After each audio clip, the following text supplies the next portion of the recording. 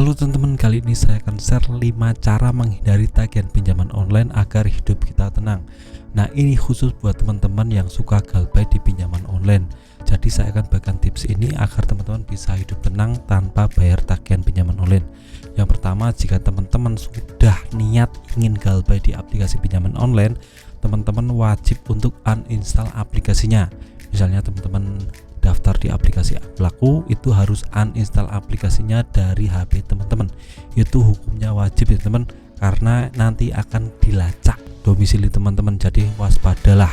Yang kedua, teman-teman harus ganti nomor HP.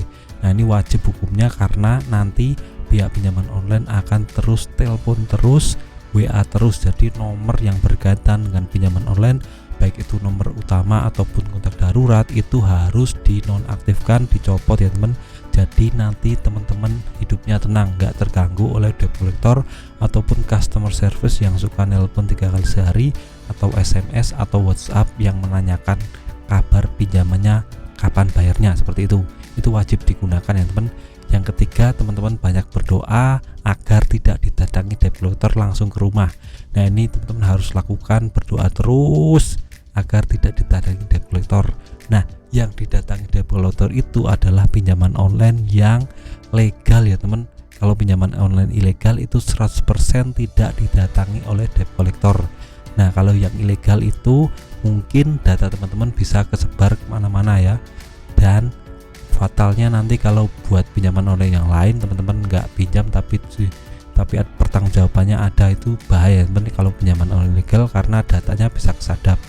Nah, kalau pinjaman online yang legal itu data teman-teman aman, tapi nanti konsekuensinya akan didatangi debt collector jika teman-teman ada kriteria khusus. Nah, kriteria khusus untuk debt collector datang ke rumah itu ada 2 ya teman. Yang pertama adalah besarnya pinjaman teman-teman. Ini sangat menentukan sekali debt collector akan datang ke rumah teman-teman. Besarnya pinjaman yang saya ketahui itu 2 juta ke atas, itu debt collector akan datang ke rumah teman-teman. Kalau yang 500.000, 300.000 itu otomatis tidak bisa datang ke rumah teman-teman karena itu termasuk pinjaman yang kecil, jadi debt collector juga mikir-mikir mau ke rumah teman-teman. Nah, yang kedua, teman-teman harus perhatikan untuk domisili teman-teman. Nah, ini domisili juga menentukan untuk debt collector datang ke rumah teman-teman. Misalnya teman-teman domisilinya di Jabodetabek, itu bisa untuk didatangi debt collector. Jadi harap waspada jika teman-teman ada di wilayah Jabodetabek. Nah, untuk Akulaku sendiri sudah tersebar di seluruh Indonesia teman, jadi banyak sekali cabang-cabangnya. Kalau aplikasi lain misalnya Kredivo, EasyCash atau yang lainnya, itu penyebaran di kota-kotanya belum banyak, belum masif, jadi masih sekitar Jabodetabek saja, tidak banyak ya teman. Itu pun di kota besar ya teman. Untuk desa yang kecil atau terpencil di pegunungan itu tidak ada debt collectornya, jadi aman sentosa untuk dari debt collectornya. Itu adalah kriteria agar debt collector datang ke rumah. Terus untuk yang keempat, teman-teman harus punya pemahaman tentang resiko terbesar jika teman-teman gagal bayar di pinjaman online. Resiko terbesarnya adalah teman-teman kena BI checking. Jadi teman-teman untuk pinjam di bank swasta atau pinjaman nasional atau di pinjaman online itu data teman-teman sudah busuk, jadi nggak bisa untuk pinjam lagi. Jadi konsekuensinya harus teman-teman pahami terlebih dahulu sebelum teman-teman galbay di pinjaman online. Dan jika pun nanti debt collector datang, teman-teman harus tahu, harus paham jika bunga yang kita bayarkan itu 100% dari pinjaman pokok. Jadi misalnya kita punya pinjaman 2 juta, itu bunga, denda dan lain-lain itu juga 2 juta. Jadi maksimal bayarnya pinjaman pokok kali 2 ya teman. Jadi misalnya kita punya pinjaman 2 juta, nanti bayarnya maksimalnya 4 juta. Jadi 2 juta tambah 2 juta seperti itu.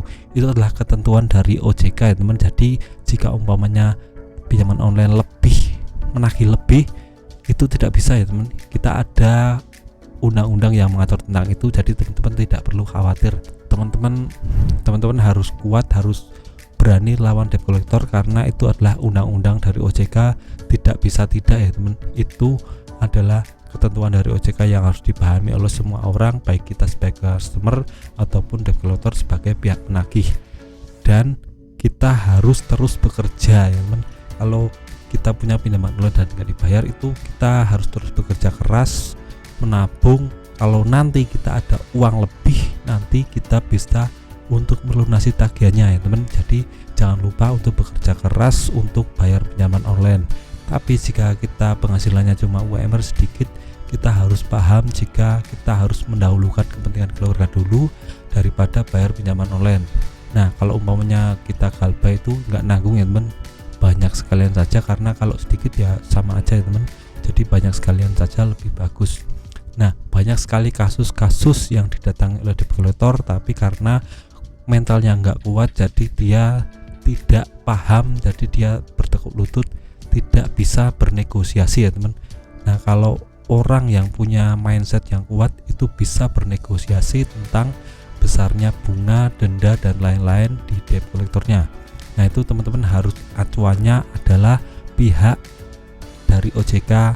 Itu banyak sekali pasal-pasal yang mengatur tentang itu. Teman-teman bisa browser saja di Chrome, teman-teman bisa browser saja di website resmi OJK, ada aturan tentang itu. Jadi teman-teman harus punya mindset yang kuat tentang itu. Teman-teman harus waspada tentang resiko-resiko itu. Teman-teman harus paham resiko dan paham kuat mental kalau ketemu debt collector. Itu buat teman-teman yang di Jabodetabek. Kalau yang di luar Jabodetabek itu otomatis tidak akan didatangi debt collector ya, apalagi ke rumah itu tidak mungkin sekali. Nah, buat teman-teman yang ada keluhan tentang debt collector atau malah gagal bayar, saya membuka layanan ya teman-teman, bisa tulis saja di kolom komentar, nanti akan saya bahas di next video ya. Nanti teman-teman bisa cari saja video tentang pembahasan saya tentang gagal bayar di pinjaman online. Nah, itu saja dari saya untuk awal-awal.